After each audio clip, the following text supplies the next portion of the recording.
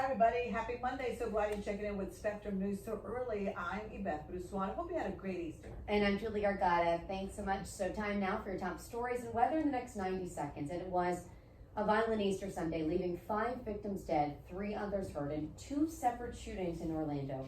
Among the victims, at least 2 of them are children. The suspect in the first shooting was shot and killed by police. Another big story right now. The third teenage suspect wanted in a triple homicide investigation over in Marion County is now in custody. Lake County Sheriff's deputies found the 16-year-old near Groveland. That was late Saturday night. Following our crime lines, we're not naming or showing his face since he is not charged as an adult at this point. And then this, a bill under discussion in the Florida House would change how Visit Florida, the state's nonprofit marketing corporation, would be funded. So instead of getting money from the state, the bill would require each county to take a portion of their own tourism tax dollars to then fund that entity, Visit Florida. Zach Covey in for Marie McCann to talk about the forecast. How much more rain are we tracking for today? We're tracking quite a lot of rain out there, but here's the problem. We're generally not picking up a whole lot. It's generally light rain. So Okay. even though rain's going to be with us all day today, and you can see it there on Clystron 13, generally most will pick up less than 1/4 of an inch. So it's not going to be that huge rainmaker that we all really kind of desperately need. But just be aware there are showers just about area wide. Also very, very gusty out there, sustained to 21, gusting to 30 in Melbourne. As the day goes on, we're going to certainly be dealing with that wet morning commute. You know, Zach, we were in a deficit for so long. Yeah. Still in a deficit then? Still over 6 inches in Wow. a deficit, and in some locations we're inching closer to 7. This is welcome rain, but we really need a good soaker. Just doesn't look like it's going to happen anytime soon. All right, we'll see you in a little bit. Thanks All for right, the heads sounds up so people can plan accordingly for the rest of the day. Speaking of the rain, wet roads in parts of Central Florida, Nicole Griffin in for Jerry Hugh with real-time traffic. Good morning. We're seeing a lot of activity actually on the Turnpike all across the board. I want to take you though to Lake County now. This is the Turnpike northbound near Groveland. As you can see, there is some planned construction there. The left lane is closed, but at this hour at 5:02, it is not slowing down traffic at all. I also want to take you over to the Turnpike over in the Dr. Phillips area here in Orange County. There has been a crash here right near Conroy Club Drive, but as you can see, this is Turkey Lake Road. It is also not causing any delays. A little bit too early for that, but we'll keep an eye on it for you. This update brought to you by your Central Florida Hyundai dealers. All right, sounds good, Nicole. We'll see you soon. Thank you. We continue now at 5:03 on the dot. So a violent Easter Sunday in Orlando. Why? Not 1, but 2 shootings leave at least 5 people dead, including at least 2 kids. Just so sad. The suspect in one of those cases is also dead. The other one has not yet to be identified. So here's a look at where those shootings actually happened. The first just before 2:30 Sunday morning inside a home on Grand Avenue in the Paramore community. Then it was a separate shooting less than 17 hours later, 5 miles away in the Poppy Park area in Carver Shores community. Orlando police confirming 5 people were shot just before 7 last night at Poppy Park. 2 of them have died. So we're working to get an update on the 3 others' conditions, as well as any other information about the shooter in that case. Okay, and new details. In the earlier shooting, we now know the names of the victims.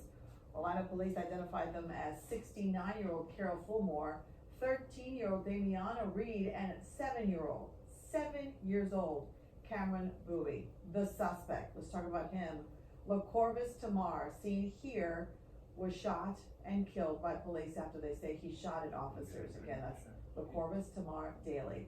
Investigators say the shooting was linked to domestic violence.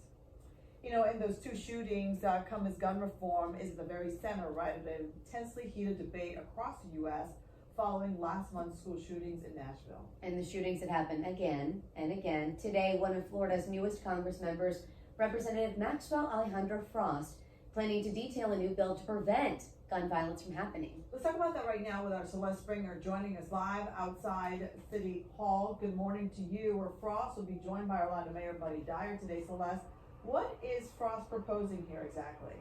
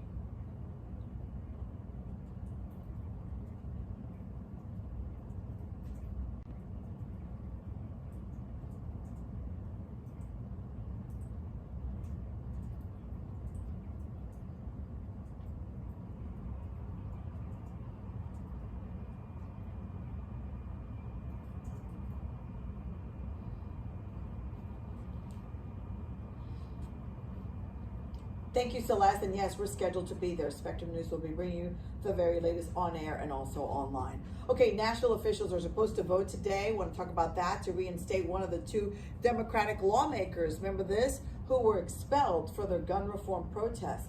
Justin Jones and Justin Pearson protested on the House floor after the deadly school shooting in Nashville. They were ousted on Thursday and their seats are still vacant.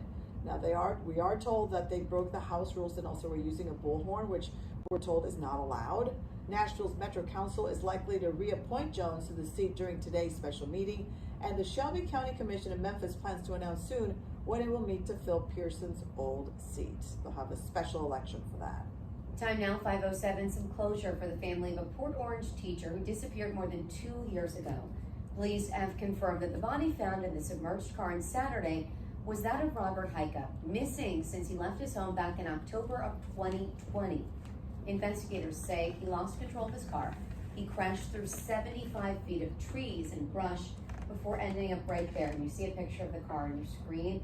He wound up in a canal, and the recovery of that car, according to rescue crews at least, due in part to the water levels dropping so significantly, we've been talking about that, over the last few months due to those extremely dry conditions. Police have been in contact with his family, so sad. Coming up next as we pivot, inventors come in all shapes, all sizes, and all ages. We need an uplifting story, don't Oh we? yeah. How this device created by a 16-year-old could help those who are visually impaired. See all those lights right there. But first, we're talking to meteorologist Zach Covey about our day. And yes, you said wet, but not wet enough, right?